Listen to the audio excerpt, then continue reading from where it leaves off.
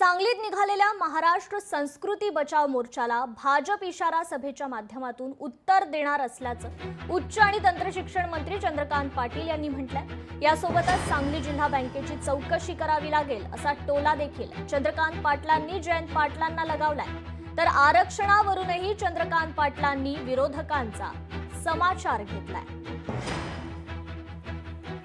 सगळ्या गैरकारभाराची इन्क्वायरी लागलीच पाहिजे। उपोषणाला बसत आहोत, उपोषणाला तोपर्यंत इन्क्वायरी होत नाही सुरू तोपर्यंत उपोषण सापडणार नाही। मी उपोषणाला बसतो आणि मी मंत्री असल्यामुळे अडचण येत असेल तर देवेंद्रला म्हणतो की काही दिवस माझा मंत्रिपद काढून घ्या, आमदार म्हणून बसतो। आता सोडणार नाही, तुम्ही काही बोला। जिल्हा बँकेच्या नोकर भरतीची चौकशी झालीच पाहिजे। जिल्हा बँकेमध्ये जी मॉर्गेज पुरेसे नसताना सुद्धा तुमच्या लोकांना वाढीव कर्ज दिले त्याची चौकशी झालीच पाहिजे।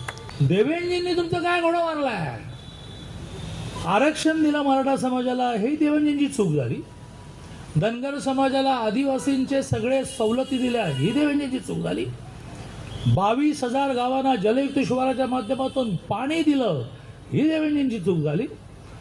अटल सेतू सारखे ब्रिज निर्माण केले, पुण्यात मुंबईत नागपूरमध्ये मेट्रो निर्माण केलं, ही देवेंद्रजींची चूक झाली। शेतमालाला भाव दिला, ही देवेंद्रजींची चूक झाली।